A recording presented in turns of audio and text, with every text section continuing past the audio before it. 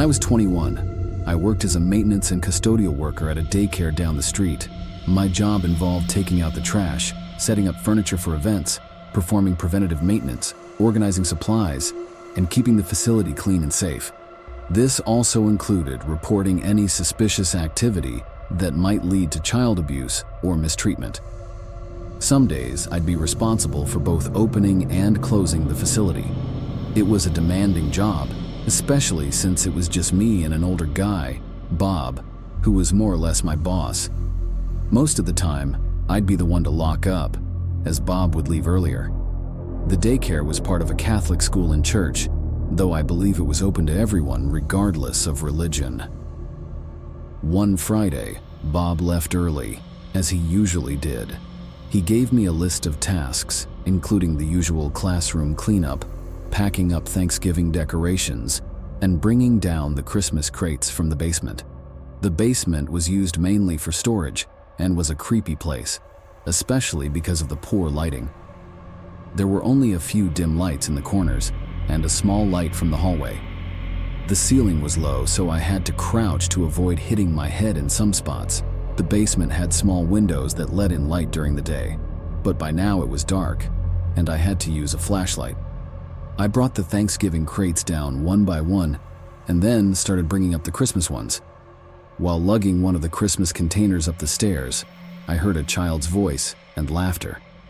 It was muffled, but I was sure of what I heard.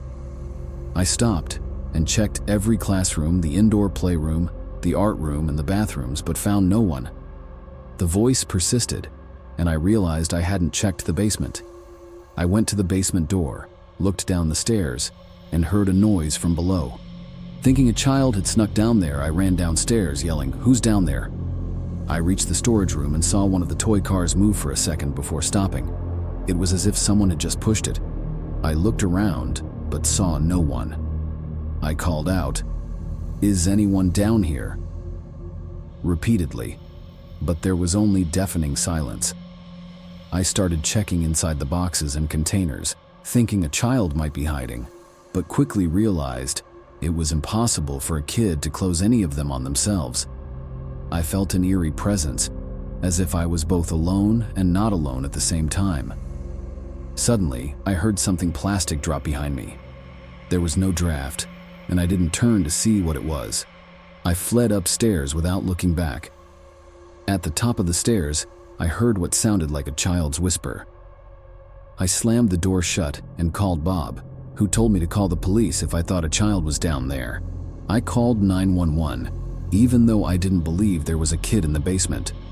When the police arrived, we searched the basement together, but found nothing, just boxes and containers full of supplies and decorations. There was no sign of what could have made the plastic sound, and there was nowhere for anyone to hide. With no missing child reports, the cops left, likely thinking I'd wasted their time. Too disturbed to be embarrassed, I quit the job right before Christmas and never went back to that basement again.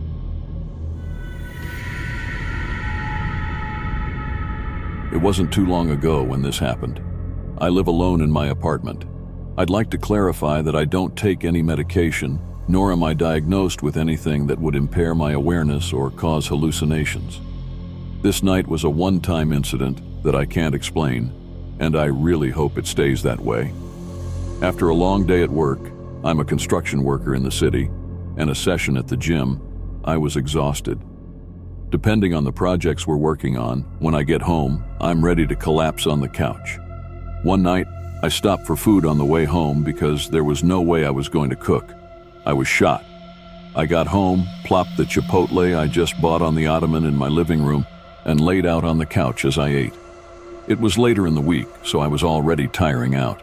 I demolished the Chipotle and could have eaten more, but I was so tired that I actually fell asleep on the couch while watching TV. I woke up a few hours later, realizing it was around 11 p.m.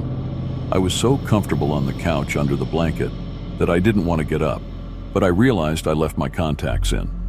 So I went to the bathroom to take them out, and at that point, I decided to go to my bedroom to sleep in my actual bed. As I walked to my room, I heard my name called from the living room. All I could think was, what the actual hell? It was a female's voice. I turned back around and went into the living room. I flicked on the light, but the room was too blurry. I said, "Who was that? Mom?" No answer. I had to go get my glasses from my room if I wanted to see. I made my way to my nightstand, grabbed my glasses, and then went back out to the living room. I was the only breathing soul in here. My apartment isn't huge. It's just the kitchen and living room as one space, then my bedroom and a bathroom. Not many places to look and not many places to hide, but there also shouldn't have been anyone in my apartment. I called my mom just to confirm she wasn't there, and I apparently woke her up with my phone call, so that answered that. I chalked it up to a brain fart moment because clearly no one was in here. So I went to bed. It wasn't as easy to fall asleep this time, because now all I was thinking about was how I just heard a voice say my name. It was when I was finally seemingly starting to fall asleep that I heard a female voice say my name again from inside the bedroom. I flipped over on my back and looked across the room. All I could see was this big, tall, human-shaped mass a few feet in front of my bed. I could see the long hair of a woman and could barely make out what seemed like distorted facial features. I let out a harrowing scream as I fumbled for the light switch or my glasses. I knocked over the lamp as I finally found the switch to turn it on, and now there was nothing at the end of my bed.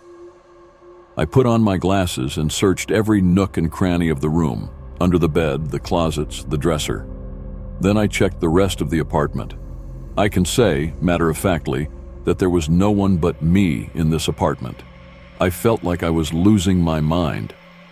The only way I managed to go to sleep that night in that apartment was by convincing myself I had hallucinated these things because of my lack of sleep or overworking myself. When I tell people about this, I downplay it, saying, "Yeah, I hallucinated this one time." I don't go into detail about how real it all was, because then some people get doubtful or think I was on drugs. It was, without a doubt, the scariest, most surreal moment of my life, hallucination or not.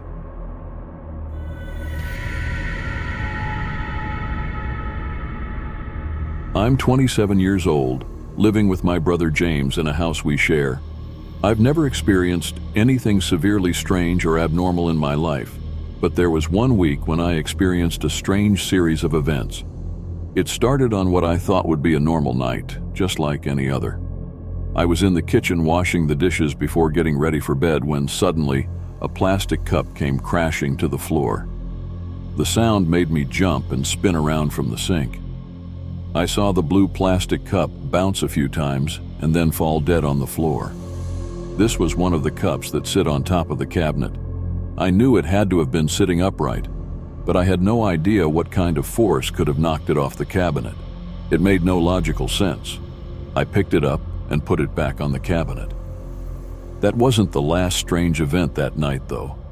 While in bed with the blinds shut, there was suddenly a strange, very faint glow in my room. It came through the blinds. I flipped over onto my side and tried to peek under the crack at the bottom of the blinds, but I couldn't see anything.